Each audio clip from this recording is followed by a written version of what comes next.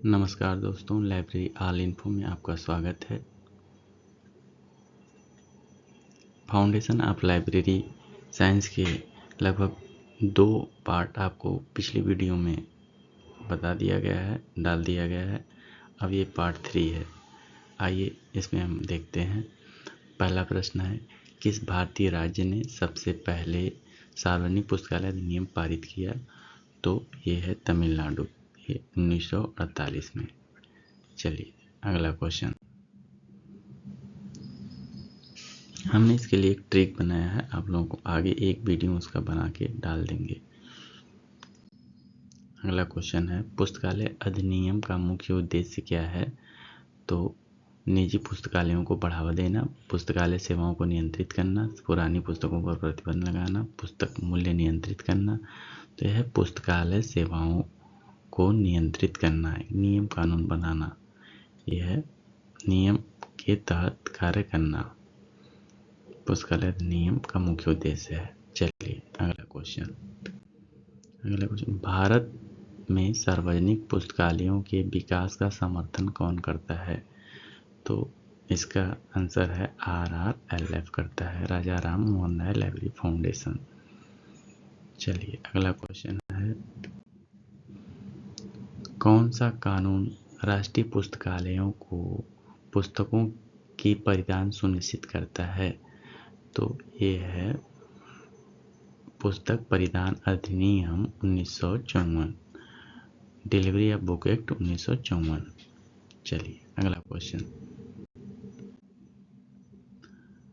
राज्य पुस्तकालय प्राधिकरण की भूमिका क्या है? तो राज्य पुस्तकालय प्राधिकरण की भूमिका है सार्वजनिक पुस्तकालय सेवाओं की देखरेख। चलिए अगला क्वेश्चन। हर एक क्वेश्चन के बाद उसका एक्सप्लेनेशन दिया गया है, आप लोग देख सकते हैं। चलिए ये 46वां क्वेश्चन है, किस समिति ने RRLF के गठन की सिफारिश की थी? तो RRLF के गठन की सिफारिश रंगानाथन समिति ने की थी। चलिए अगला क्वेश्चन, RRLF की स्थापना किस वर्ष हुई थी? तो RRLF की स्थापना 1972 में हुई थी। अगला क्वेश्चन है, RRLF किस मंत्रालय के अंतर्गत आता है? तो ये संस्कृति मंत्रालय के अंतर्गत आता है। अगला क्वेश्चन, RRLF का प्रमुख कार्य क्या है? तो पुस्तकालय अनुदान प्रदान करना। जितने भी सार्वजनिक पुस्तकालय हैं RRLF के अंतर्गत आते हैं, उन्हें RRLF के द्वारा अनुदान प्रदान किया जाता है। ठीक, चलिए अगला क्वेश्चन, भारत में पुस्तकालय अधिनियम का समन्वय कौन करता है? तो राज्य सरकारें करती हैं। अगला क्वेश्चन है, निम्नलिखित में से कौन पुस्तकालय अधिनियम की विशेषता नहीं है? पुस्तकालय अधिनियम की विशेषता नहीं है वित्तीय तंत्र, पुस्तक प्रकाशन। ये पुस्तक प्रकाशन नहीं करता है।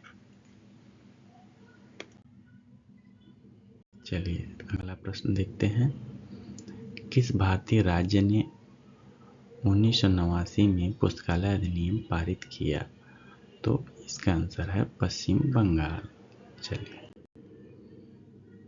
अगला क्वेश्चन देखते हैं, कौन सा नियम हर पुस्तक का पाठक की अवधारणा का समर्थन करता है? हर पुस्तक का पाठक, इसमें पुस्तक सर्वोपरि है, तो ये तीसरा नियम होता है। ठीक, 5 नियम है।